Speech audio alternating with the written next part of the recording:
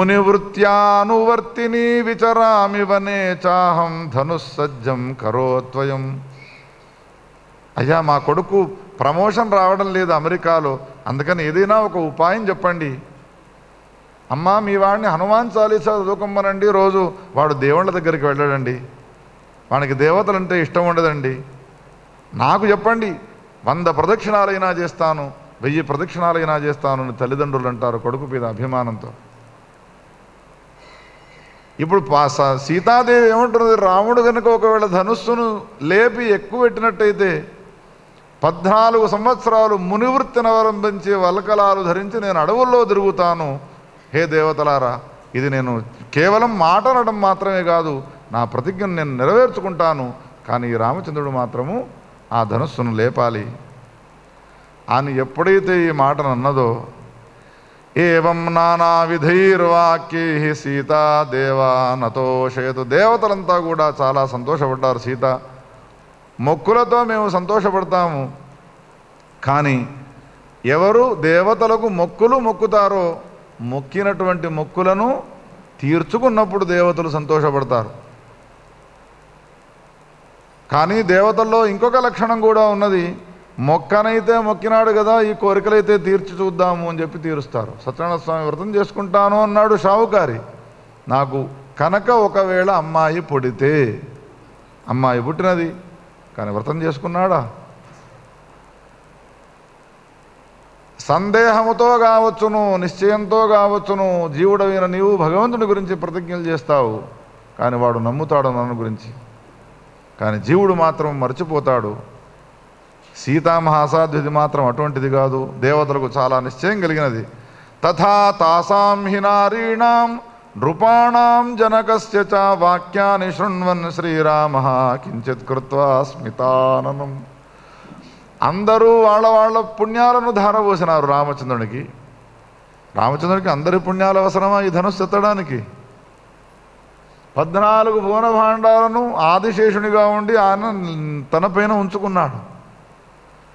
భాగవతంలో అంటాడు, ఏమయ్యా ఆదిశేష, 14 భువన భాండాలు నీ పైన మోస్తున్నావు, ఎంత బరువు అవుతుందో కదనయ్యా అనంటే ఆయన మననంటాడు, నాయన ఒక ఆవగింజను నెత్తిపైన పెట్టుకో, నీకు బరువు అవుతుందా?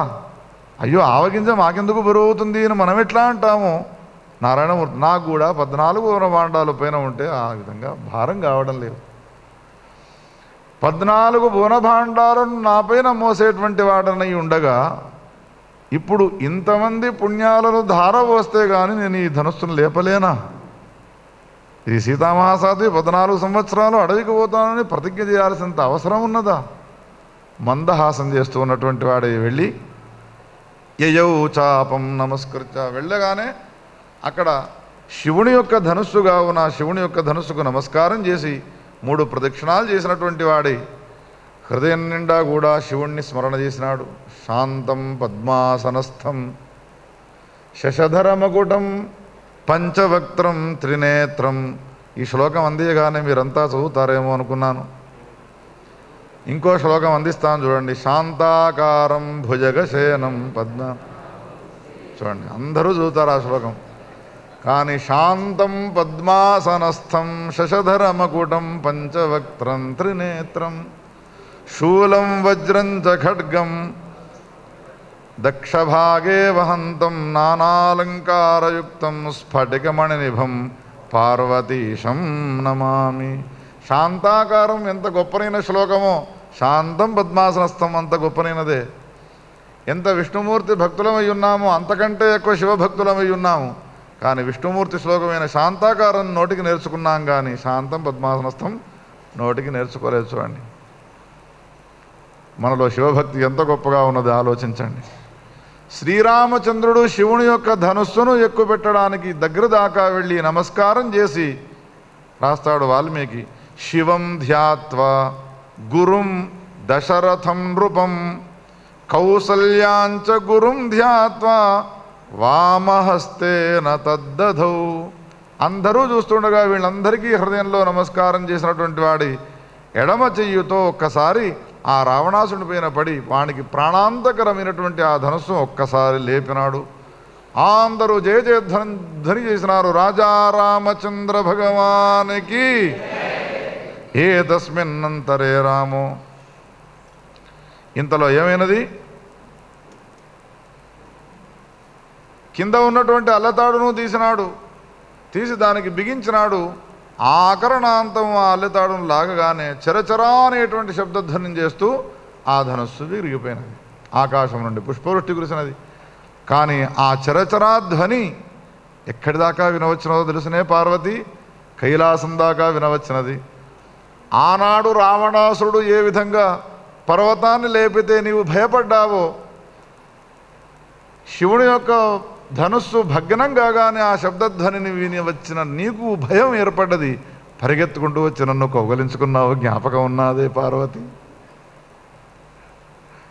చకంపే ధరణి త్వంచ ఆలింగయన్మాం భయాదృఢం. ఏమండి, మళ్ళీ ఏం ప్రళయం వచ్చినది? ఇప్పుడు ప్రళయం కాదే, శ్రీరామచంద్రుడు నా ధనస్సును భంగం చేసినాడు. అవునా? ఒక్కసారి కుతూహలంగా మనమిద్దరం వెళ్ళి చూసినాం, జ్ఞాపకం ఉన్నదా పార్వతి? జరిగినటువంటి వృత్తాంతాన్ని కళ్ళారా చూసినప్పటికీ కూడా ఈ రామకథలో ఉన్నటువంటి స్వారస్యం ఏమిటినంటే, కళ్ళతో చూసినా కానీ మళ్ళీ వినాలి అని అనిపిస్తుంది. ఎంతమంది ఎన్నిసార్లు సినిమాల్లో చూడలేదు, ఎన్ని నాటకాలు చూడలేదు రాముని యొక్క కథను. రాముని యొక్క కథ తెలియని వారంలో ఎవరైనా ఈ లోకంలో ఉన్నారా? అయినా రామాయణాన్ని చదువుతూ ఉన్నటువంటి వాళ్ళైనా కానీ మళ్ళీ రాముని యొక్క కథను వినాలనేటువంటి కుతూహలం కలిగేట్టుగా ఉంటుంది ఆ రామకథ. శంకరుడే పార్వతీదేవికి ఈ మాట చెప్పినాడు. దేవతలంతా కూడా దుందుబులు మ్రోగించినారు, పుష్పవృష్టిని కురిపించినారు, నాట్యం ఆడినారు. అనేక రకాలైనటువంటి లీలలు జరిగినాయి అక్కడ. రామేణ భగ్నం తచ్చాపం దృష్ట్వా నార్యో ముదితాన్వితాః. ఏ అయోధ్య వనితలున్నారో వాళ్ళంతా కూడా ఎంత సంతోషపడ్డారు అనంటే, అబ్బా, నిజంగా మనము గత జన్మల్లో ఇంత పుణ్యం చేసుకొని ఉన్నామా? మనందరి పుణ్యాన్ని ధారపోయడం వలననే కదా రామచంద్రుడు ఈ శివధనుస్సునెత్తినది అనుకున్నారు వాడు. సంతోషపడని ఎవని సంతోషం వాడిది అని అనుకుంటాడు పరమాత్మ. సీతామహాసాధ్వి తాను ఇంత లోపల సంతోషపడ్డది. హే శంభో, హే విధే, హే విష్ణు, హే రమే అనేటువంటి ఈ మాటలన్నీ అని నేను మొరబెట్టుకోవడం వలన కదా, నాకున్నటువంటి పుణ్యాన్ని ధారపోయడం వలన కదా, నేను చేసినటువంటి ప్రతిజ్ఞను విని కదా దేవతలంతా కూడా పువ్వును పైకి లేపినట్టుగా ఈ రామచంద్రుడు ధనుస్సును పైకి లేపగలిగినాడు అని ఆమె సంతోషపడుతున్నది. ఒక్కసారి ఆమె శరీరంలో పులకాంకురాలు వచ్చినాయి. రామచంద్రుని తదేకంగా చూస్తూ ఉన్నది. ఇప్పటిదాకా కళ్ళు ఆర్పుతూ చూచినది, కానీ ఇప్పుడు కన్నార్పకుండా చూస్తూ ఉన్నది. సభాయాం అనిమేషా కంజనేత్ర రామముత్కంఠితాహ్యభూతు. కళ్ళ వెంబడి అశ్రుధారలు గారుతున్నాయి. ఇంతలో జనక మహారాజు గారు తన మంత్రివర్గాన్ని పిలిచి ఆదేశం జారీ చేస్తున్నాడు. హే మంత్రులారా, మీరంతా కూడా ఇప్పుడు జరిగినటువంటి ఘటనను చూసినారు. సీతామహాసాధ్విని తీసుకుని రండి ఈ సభా ప్రాంగణంలోకి అని ఆదేశాలు జారీ చేసినాడు. దూరాన ఉన్నటువంటి ఆ సీతామహాసాధ్వి ప్రయాణమై రావాలి ప్రాంగణంలోకి, ఈ సభామంటపంలోకి. వేలాది మంది చలికెత్తలంతా కూడా చక్కగా అలంకారం చేసుకున్న వాళ్ళంతా కూడా సీతామహాసాధ్వి చుట్టూ మూగినారు. రాజు యొక్క ఆదేశాన్ని మంత్రులు తెలియపరచగానే, ఒకవేళ సీతా స్వయంవరం జరిగినట్టయితే ఆమె సభా ప్రాంగణంలోకి ఏ విధంగా రావాలనో వ్యవస్థ చేయబడి ఉన్నది ముందే. సీతానంటే సామాన్యమైనటువంటి స్త్రీ కాదు కదా, ఒక మిథిలా నరేషుడు జనక మహారాజు గారి యొక్క పుత్రిక. ఆమె స్వయంవరానికి రావాలి అనంటే ఎట్లా రావాలనో ముందే నిశ్చయం చేయబడి ఉన్నది. పెద్ద విశాలమైనటువంటి పర్వతాకారం అంత శరీరం కలిగినటువంటి ఏనుగను అలంకారం చేసినారు. ఏనుగ పైన సీతామహాసాధ్విని కూర్చుండబెట్టినారు. రకరకాలైనటువంటి సుగంధ కుసుమాలను బుట్టలలో పట్టుకున్నటువంటి వాళ్ళు ఈ చలికత్తలంతా కూడా ఆమె పైన చల్లుతూ ఉన్నారు. నవరత్నములతో తయారు చేసినటువంటి పుష్పమాలను తాను చేతుల్లో ధరించినటువంటిది చక్కగా ఆమె ప్రయాణమై వస్తున్నది. ఏవం నానా సముత్సాహై, మంగళ వాయిద్యాలు వాయిస్తున్నారు, వేదమంత్రాలు చదువుతున్నారు. చాలా నేను ధన్యుడనైనాను అని చెప్పని అనుకుంటున్నాడు జనక మహారాజు గారు. వస్తున్నటువంటి ఆ అసలు సీతామహాసాధ్విని పోలికతో పోలిస్తే ఎవరితో పోల్చాలి? ఈ అనంత బ్రహ్మాండాల్లో సౌందర్యవతి కేవలం ఒకరితే ఒకరితో మహాత్రిపుర సుందరి అని అంటారు. మహాలక్ష్మీదేవితో సమానమైనటువంటి అందం ఇంకెవరికీ కూడా ఉండదు అని అంటారు లోకంలో. అటువంటి లక్ష్మీదేవతలు ఒక చోటికి 1,00,000 1,00,00,000 ఒక చోటికి చేరిస్తే అది జానకీదేవి అయినది. అందరూ సంతోషపడుతున్నారు. సభా ప్రాంగణంలోకి వచ్చి రాగానే దూరాన దిగి చేతుల్లో పూలమాలను పట్టుకొని నవరత్న మాలికను అడుగుల్లో అడుగు వేసుకుంటూ హంస నడకల వంటి ఆ జానకీదేవి నడుస్తూ వస్తున్నది. అందరూ సంతోషపడుతున్నారు ఈ దృశ్యాన్ని చూచి. ఇంకేమిటి, సీతామహాసాధ్వి పూలమాలను వేస్తే ఆ దృశ్యాన్ని చూడాలనేటువంటి ఉత్సాహంతో కుతూహలంతో ఉన్నారు సభలో ఉన్నటువంటి వాళ్ళంతా. కానీ వ్యతిరేక భావం గల వాళ్ళు కూడా సభా ప్రాంగణంలో ఉన్నారు. ఎవరో తెలుసునే పార్వతి మోసం చేస్తాడో ఏమో, మాకంటే ఎక్కువగా గౌరవాన్ని ఇచ్చినాడు రామచంద్రునికి అని అనుకున్నటువంటి ఏ యువకులు ఉన్నారో వాళ్ళంతా కూడా గుసగుసలు పెట్టుకుంటూ ఉన్నారు. ఏమంటున్నారో తెలుసునా? ఈ సీతామహాసాధ్వి మా మెడలో పూలమాలను వేస్తుందేమో అని అనుకున్నాం, కానీ రాముని మెడలో వేయబోతున్నది. మరి ఏం చేద్దాము? లేదు ఇక్కడ ఏదో మోసం జరిగినది. విశ్వామిత్రుడేమో మంత్రాన్ని బాగా వేసి పంపించినాడు ఈ రామునికి. మనకు కూడా ఎవడైనా మంత్రం వేసేవాడు ఉంటే మనం కూడా లేపగలుగుతాం. ఈ ఒక్క బాణం ఏమిటి, ఇటువంటి బాణాలు అనేకం లేపుతాము. కేవలం నిమిత్త మాత్రంగా మనం ఇంత మభ్యపెట్టినాడు ఈయన అని భావించి వాళ్ళంతా కూడా మరి ఏమంటావురా? ఏమీ లేదు, ఇప్పుడు ఎదురుగా వెళ్ళి రామచంద్రుడితో యుద్ధం చేసే సామర్థ్యం పక్కన పెట్టండి. ఒకవేళ మనం ముందుకు వెళ్ళినాము అంటే మనం కూడా అపహాస్య పాలవుతాము. రావణాసుడికి ఆ గతి పెట్టినది మనని అడిగినాడు ఎవడు గనక.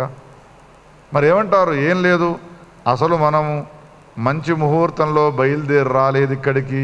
కుముహూర్తే వయం యాతాః తూష్ణీం గత్వా పురాణి. మంచి ముహూర్తం చూసుకొని మనం రాకపోవడం వల్ల మనకి ఈ దుస్థితి ఏర్పడ్డది. అందుకని మనకిప్పుడు ఈ సభా ప్రాంగణంలో శత్రువు ఎవరు అనంటే సీతాదేవి కాదు, జనక మహారాజు గారు కాదు. ఎవరు శత్రువు అంటే ఆమె మెడలో వేయబోతున్నటువంటి రామచంద్రుడే మనకు శత్రువు. మనకు కావలసినటువంటి ఈ సీతాదేవిని మనకు కాకుండా చేసినాడు కావున ఈ రామచంద్రుడిని ఎప్పుడో ఒకనాడు మనము దెబ్బతీయాలి. సరే ఇంకో నాడు మంచి ముహూర్తం చూసుకొని వద్దాం లేరు గుసగుసలాడుకుంటున్నారు వీళ్ళ మాటలు వీళ్ళు.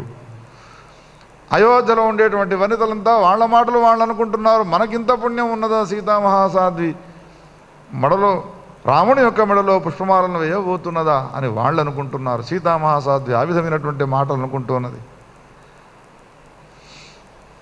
ఈ విధంగా అందరూ సంతోషపడుతూ ఉండగా సీతాదేవి రానే వచ్చినది.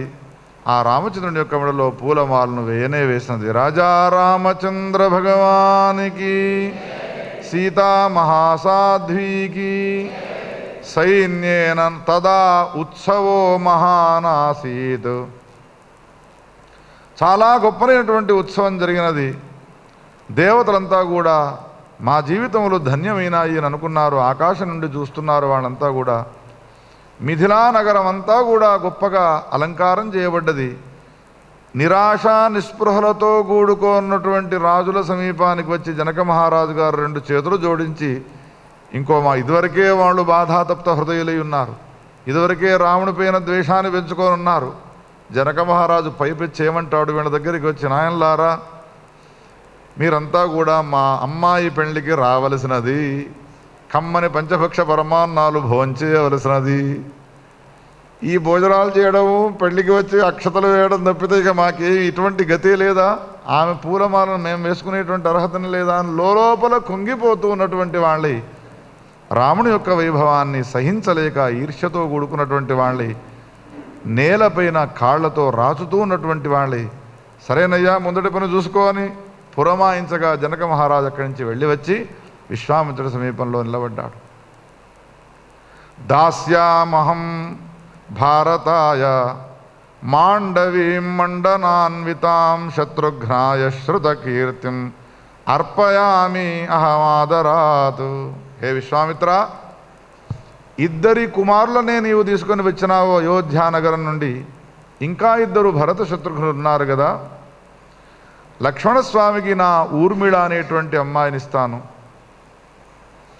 మాండవి అనేటువంటి పేరు గల అమ్మాయిని భరతునికి ఇస్తాను, శృతకీర్తి అనేటువంటి పేరు గల అమ్మాయిని శత్రుఘ్నునికి ఇచ్చి వివాహం చేస్తాను అని ఈ విధంగా నాకున్నటువంటి 4 అమ్మాయిలను ఈ రామ లక్ష్మణ భరత శత్రుఘ్నులకు ఇచ్చి వివాహం చేస్తానయ్యా అనేటువంటి ఈ మాటను చెప్పినాడు. హుటాహుటిన దశరథ మహారాజు గారిని ఆహ్వానం చేసినాడు విశ్వామిత్రుడు. నీవు తొందరగా రావాలి మిథిలా నగరానికి, సీతాదేవి చాలా అందగతే. జనక మహారాజు గారి యొక్క పణంలో గెలిచినాడు రామచంద్రుడు. సీతాదేవితో ఆయనకు స్వయంవరం ఏర్పాటైనది. స్వయంవర మాలికను, పుష్పమాలికను సీతాదేవి రాముని యొక్క మెడలో వేసినది అనే వార్త వినగానే అయోధ్యానగరంలో ఉన్నటువంటి ప్రజలంతా కూడా దశరథ మహారాజుతో కూడుకున్నటువంటి వాళ్ళు చేరుకున్నారు. ఈ సభా ప్రాంగణంలో సీతామహాసాధ్వి ఎవరు అనేటువంటి చర్చ వచ్చినది. అప్పుడు వరుణి పక్షాన ఉన్నటువంటి వాళ్ళు దశరథ మహారాజు గారు, అయ్యా సీతామహాసాధ్వి నీకు ఏ విధంగా పుట్టినది, ఆమె నీకు పుత్రిక ఎట్లా అయినదో చెప్పవయ్యా అడిగినారు. పరస్పరం పరిచయాలు లేకపోతే పరిచయం చేసుకుంటారు వివాహ సమయంలో, పెళ్లి కుదిరిన తర్వాత. అందుకనే ఎదురుకోలు అని చేసుకుంటారు. ఆ సమయంలో అందరూ ఒకళ్ళకొకళ్ళు పరిచయాలు చేసుకోవడం. మనకన్నా ఎక్కువ పెద్ద ఎత్తున చేసేటువంటి సంప్రదాయం మహారాష్ట్రలో ఉంటుంది. మహారాష్ట్రలో గులాలు జల్లుకుంటారు, కుంకుమలు జల్లుకుంటారు. మేము అమ్మాయికి ఈ విధంగా వరుసగా బంధువులం అవుతాము, మేము అబ్బాయికి ఈ విధంగా వరుసలో ఈ విధమైనటువంటి బంధుత్వం మాకుంటుంది అని చెప్పుకుంటారు. సరిగ్గా ఆ సంప్రదాయానికి సంబంధించిన వ్యవస్థనంతా కూడా మన కళ్ళకు గట్టేట్టుగా ఇక్కడ చెప్తున్నాడు వాల్మీకి. కథం లబ్ధా భువ సీత తత్సర్వం వక్తుమర్హసి. అప్పుడు జనక మహారాజు గారు తన కుల పురోహితుడైనటువంటి శతానందుడున్నాడో ఆ శతానందుడిని పురమాయిస్తున్నాడు. ఏమయ్యా, భూమి నుండి ఈ సీతామహాసాధ్విని నేను పుత్రికగా ఎట్లా పొందినానో ఆ విషయాన్ని దశరథ మహారాజు గారికి వీళ్ళందరికీ కూడా విన్నవించవయ్యా అన్నాడు. శతానందుడు చాలా సంతోషపడ్డాడు. ఎందుకో తెలుసునా, ఏ రామచంద్రుని యొక్క పాదమున కంటినటువంటి ధూళి కణము సోకి రాయిగా మారిపోయి ఉన్నటువంటి తన తల్లిగారి అయినటువంటి అహల్యాదేవి మళ్ళీ తాను స్త్రీమూర్తిగా ఆవిర్భవించినదో, ఆ అహల్యా గౌతముల యొక్క కుమారుడైనటువంటి శతానందుడే ఈ జనక మహారాజు గారి ఆస్థానంలో పురోహితునిగా ఉన్నాడు. నిజంగా నా జీవితం ధన్యమైపోయినది. ఈనాడు నేను ఆ సీతాదేవి యొక్క వృత్తాంతాన్ని చెప్పడానికి ముందుకు వస్తున్నాను అని దశరథ మహారాజు గారు, రామచంద్రుడు, సభలో ఉన్నటువంటి వాళ్ళంతా కూడా వింటూ ఉండగా ఈ వృత్తాంతాన్ని చెప్పడం ప్రారంభించినాడే పార్వతి. పూర్వకాలంలో పద్మాక్షుడు అనేటువంటి పేరు గల ఒక మహారాజు ఉండేవాడు. ఈ పద్మాక్షుడు అనే పేరు గల ఈ మహారాజు గారికి ఒక సంకల్పం కలిగినది. ఈ దేశంలోనే నాతో సమానమైనటువంటి ధనవంతులు ఎవ్వరూ ఉండకూడదు, అందరికన్నా గొప్పనైనటువంటి ఐశ్వర్యవంతుణ్ణి నేను కావాలి. కానీ ఐశ్వర్యవంతుణ్ణి నేను ఎప్పుడవుతాను? లక్ష్మీదేవి నా ఇంట్లో ఉన్నప్పుడు.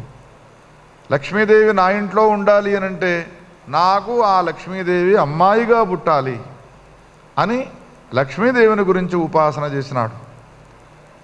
లక్ష్మీదేవి ప్రత్యక్షమైనది. పద్మాక్ష, నీకేం కావాలనో చెప్పవయ్యా అనంటే, నీవు నా ఇంటిలో ఉండాలి పుత్రికగా అన్నది. అంటే అప్పుడు లక్ష్మీదేవి అన్నది, నేను స్వతంత్రురాలను గానయ్యా పద్మాక్ష, అందుకని ఒకవేళ నీవు నీ ఇంటిలో నన్ను ఉంచుకోవాలి అని అనుకుంటే నా భర్త అయినటువంటి శ్రీమన్నారాయణమూర్తిని నీవు ప్రార్థించు అనంటే, నారాయణ గురించి తపస్సు చేసినాడు వేలాది సంవత్సరాలు. నారాయణమూర్తి ప్రత్యక్షమైనాడు, నీకెవరం కావాలనో కోరుకోనంటే, నీ భార్య అయినటువంటి లక్ష్మీదేవి నాకు పుత్రికగా ఆవిర్భవించాలి, ఇదే నా కోరిక, నా ఇంట్లో ఆమె ఎప్పుడూ ఉండాలి అనగానే నారాయణమూర్తి ఆయన చేతుల్లో మాదీ ఫలాలను పెట్టినాడు. తప్పకుండా లక్ష్మీదేవి నీ ఇంటికి పుత్రికగా వస్తుంది అని. అవి పట్టుకొని ఇంటికి వెళ్ళినాడు. కాలాంతరంలో ఆయన ఇంటిలో పుత్రికగా ఆవిర్భవించినది లక్ష్మీదేవి. ఎంత సౌందర్యం అంటే చెప్పడానికి వీల్లేదు. ఈ అనంత బ్రహ్మాండాల్లో ఆమెతో సమానమైనటువంటి సౌందర్యం ఇంకెవ్వరికీ కూడా లేదు. పద్మాక్షునికి పుత్రికగా పుట్టడం వలన ఆ అమ్మాయికి పద్మ అని పేరు పెట్టినాడు. అనేక రాష్ట్రాల్లో ఉండేటువంటి ఏ యువకులు ఉన్నారో వాళ్ళంతా కూడా ఆమె సౌందర్యానికి ముగ్ధులై మీ అమ్మాయిని నాకిచ్చి పెళ్లి చేస్తారా అని నోరు విడిచి అడుగునటువంటి వాళ్ళు కూడా ఎంతోమంది ఉన్నారు. కానీ ఈ పద్మాక్షుడు ఏం చేసినాడు అంటే ఒక స్వయంవరాన్ని ఏర్పాటు చేసినాడు. ఈ స్వయంవరానికి రాని వాళ్ళు ఎవరూ లేదు. యువకులుగా ఉన్నటువంటి వాళ్ళంతా కూడా వచ్చి కూర్చున్నారు. వచ్చినటువంటి ప్రతినిధులందరికీ కూడా నమస్కారం చేసి పద్మాక్షుడు ఏ విధమైనటువంటి స్వయంవరమో అందరికీ చెప్పుతూ ఉన్నాడు. స్వయంవరాలు అనేక రకాలుగా ఉంటాయని మనం ఇప్పుడే విన్నాం. చేప పైన గిరగిర తిరుగుతూ ఉంటుంది, నీళ్లలో చూసి బాణాన్ని వేయాలి. ఎవరు చేసినారు ఆ స్వయంవరాన్ని? అర్జునుడు, ద్రౌపదీదేవి ఆ విధంగా వచ్చినారు. ఒక ధనుస్సు ఉంటుంది, ఆ ధనుస్సును భంగపరచాలి, అప్పుడు అమ్మాయినిచ్చి పెళ్లి చేస్తారు. ఇది ఎవరికి? సీతామహాసాధ్వికి. ఇంకా కొంతమంది ఎట్లా చేస్తారు స్వయంవరం అంటే పుష్పమాలికను పట్టుకొని వస్తూ ఉండగా చలికత్తెలు ఈ రాజ్యానికి సంబంధించిన వాడు, ఈయనకి ఇన్ని ఏనుగలున్నా ఇన్ని గుర్రాలున్నా ఈయన చదువుకున్నటువంటి చదువులు ఇవి వింటుంది. ఎవరికి గొప్పనైనటువంటి శక్తి సామర్థ్యాలు ఉంటాయో వాణి మెడలో పూలమాలను వేస్తుంది. ఇక్కడ ఏ విధమైన స్వయంవరము? అందరు ఎదురు చూస్తున్నారు. ఏదైనా సరే మేము అడ్డుకుంటాము ఈ అమ్మాయిని పెళ్లి చేసుకోవడానికి అని అనుకుంటున్నారు. ఇంతలో వచ్చి రాజుగారు పద్మాక్షుడు రెండు చేతులు జోడించి సభలో ఉన్నటువంటి సభాసులతో ఏమంటూ ఉన్నాడు అనంటే, ఆకాశ నీలవర్ణేన యస్వాంగం పరిలేపయేత్ దదామి తస్మై పద్మేయం సత్యం జ్ఞేయం వచో మమ. హే సభలో ఉన్నటువంటి యువకులారా, మా అమ్మాయినిచ్చి ఎవరికి పెళ్లి చేస్తాను అనంటే, ఆకాశంలో రాత్రిపూట ఆకాశంలో ఉన్నటువంటి నల్లధనాన్ని ఎవడైతే శరీరానికి రాసుకుంటాడో అటువంటి వానికి మా అమ్మాయినిచ్చి పెళ్లి చేస్తాము అన్నాడు. ఒకటి ముఖం ఒకటి చూసుకున్నారు. ఈయనకేమన్నా పిచ్చిలేసినదా?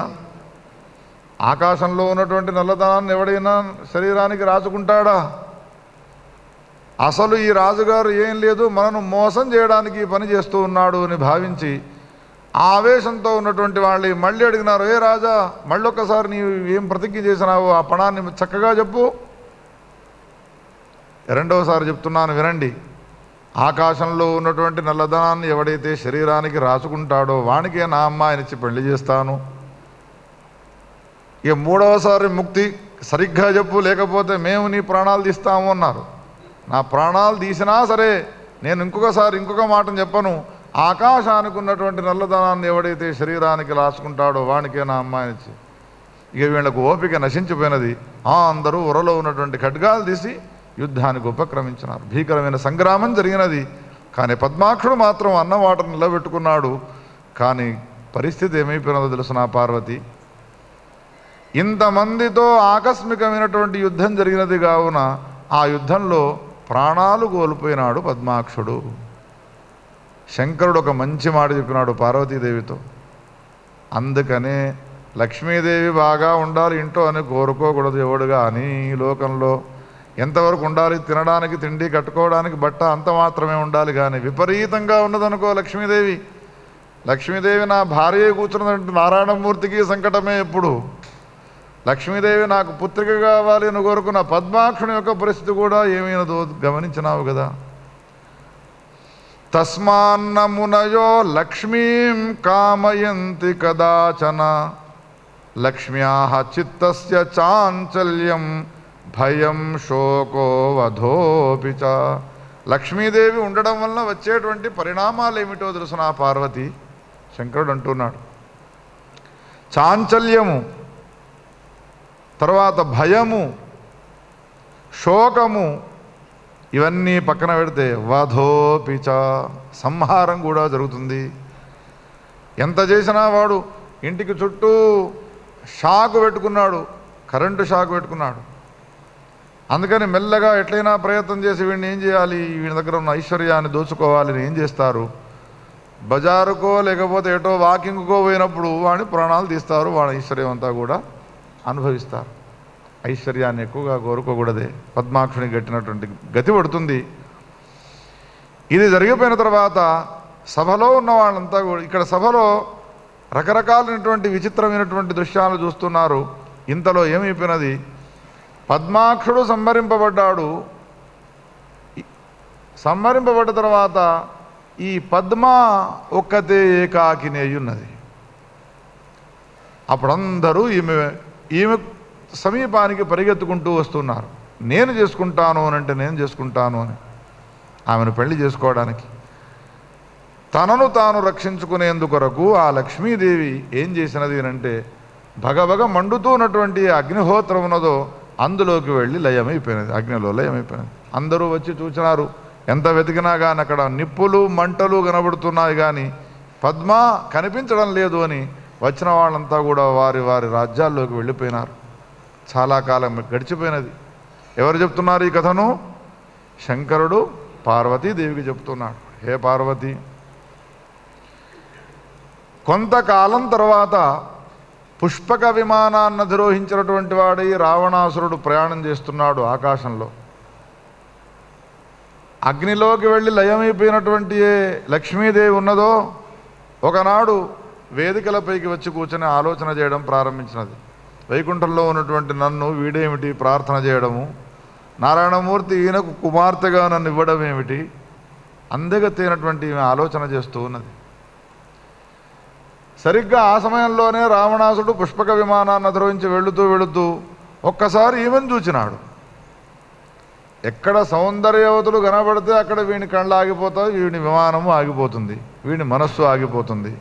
రావణాసుడికి తదేకంగా చూస్తూ విమానాన్ని నడిపేటువంటి వాడిని అడిగినాడు, ఎవర్రా ఈ అమ్మాయి? యక్షగంధర్వ కిన్నర కింపుర సిద్ధ సాధ్యాదుల యొక్క లోకాల్లోకి వెళ్ళినా ఇంత సౌందర్యవతి ఎక్కడా కనిపించలేదు, ఎవరి అమ్మాయి అని అంటే వాడు విమానాన్ని తోలుతూ అన్నాడు, స్వామి పద్మాక్షుడు అనేటువంటి పేరు గల వాడి యొక్క అమ్మాయి. ఆమె జోలికి వెళ్ళకూడదు, ఆమెను ఎవరెవరు కోరుతారో కోరిన వాళ్లకు మంచి జరగదు, వాళ్ళందరికీ అనర్థమే జరుగుతుంది. ఎవరామె? లక్ష్మీదేవి. అందుకని లక్ష్మీదేవిని ఎవరూ కోరుకోకూడదు. నాకు ఐశ్వర్యం కావాలి అని కోరుకోకూడదు. ఐశ్వర్యం కావాలి అని ఎవరెవరు కోరుకుంటారో వాళ్ళకెవరికి కూడా మంచి జరగదయ్యా, ఆమెను ఎవరు కూడా కోరకూడదు. అందుకని భాగవతంలో ఏం చెప్తాడు వ్యాస భగవానుడు అని అంటే, పరమాత్మ ఎవడిని అనుగ్రహిస్తాడు అని అంటే, పరమాత్మ నీవే చెప్పవయ్యా అని అంటే పరమాత్మ అంటాడు, ఎవడిని నేను అనుగ్రహించాలి అని అనుకుంటానో వాడి యొక్క ఐశ్వర్యాన్ని మొట్టమొదట నేను నాశనం చేస్తాను, వాడికి ఐశ్వర్యం లేకుండా చేస్తాను, దరిద్రుణ్ణి చేస్తాను. ఆపరేషన్ ఎవరికి చేస్తావయ్యా అని డాక్టర్ని అడిగితే, షుగరు బీపీ ఎవరికి ఉంటుందో అది కంట్రోల్ చేసిన తర్వాత ఆపరేషన్ చేస్తాను అని ఎట్లయితే వైద్యుడు అంటాడో, పరమాత్మ కూడా అట్లా అంటాడు, ఎవడిని నేను అనుగ్రహించాలి అని అనుకుంటానో వాడి ఐశ్వర్యాన్ని మొట్టమొదట నేను దూరం చేస్తాను అంటాడు. ఎవని సమీపంలో ఐశ్వర్యం ఉండి తాను మాత్రమే భోగలాలసుడై అనుభవిస్తూ ఇతరులకు దాన ధర్మాలు చేయడో, యజ్ఞాగాది క్రతువులను ఆచరించడో వాని గురించి అన్నటువంటి మాట ఇది. వ్యాసభగవానుడు స్పష్టంగా చెప్పినాడు తన పురాణాల్లో. ఇప్పుడు ఏమైపోయినది, అమ్మాయిని చూచినాడు. చూచిన తర్వాత రావణాసుడు అన్నాడు, పుష్పక విమానాన్ని కిందికి దించు అన్నాడు. స్వామి చెప్పినా మీరు వినడం లేదు, నేను చెప్తున్నాను కదా, కిందికి దించు అన్నాడు. కిందికి దినాడు. దిగిన తర్వాత ఇంకేమిటి, ఆ అమ్మాయిని చూడగానే అమ్మాయికి తెలిసిపోయినది నా కోసమే వీడు వస్తున్నాడు ఈ రావణాసుడు అని. సమీపానికి వెళ్ళినటువంటి వాడి, నిన్ను నేను వివాహం చేసుకోవాలి అని అనుకుంటున్నాను, నా లోకానికి రా అన్నాడు. అంటే చస్తే నిన్ను వివాహం చేసుకోను, నాకు ఇదివరకే భర్త ఉన్నాడు, నిన్ను నేను వివాహం చేసుకోను కాక చేసుకోను అని ఎంత చెప్పినా వినకుండా వెంటబడ్డాడు. అప్పుడు ఆమె ఏం చేసినది, ఇదివరకు రాజులు తన వెంటబడ్డప్పుడు అగ్నిహోత్రంలోకి వెళ్ళిపోయినట్టుగా రావణాసుడు చూస్తూ ఉండగా ఆమె తన యొక్క శరీరాన్ని అగ్నిహోత్రంలో మళ్ళీ ప్రవేశపెట్టినది. ఇదివరకు రాజులు వెతికితే దొరకనట్టుగా నిరాశానిస్పృహలతో వెళ్ళిపోయినట్టుగా కాకుండా రావణాసుడు ఆ అగ్నిహోత్రంలో వెతకడం ప్రారంభించినాడు. పార్వతి పంచరత్నాని దివ్యాని గృహీత్వా తాని రావణ. వెతకగా వెతకగా అందులో నుండి ఒక 5 రత్నాలు దొరికినాయి రావణాసుడికి. ఆ రత్నాలను పెట్టెలో పెట్టుకున్నటువంటి వాడి, పోని నేను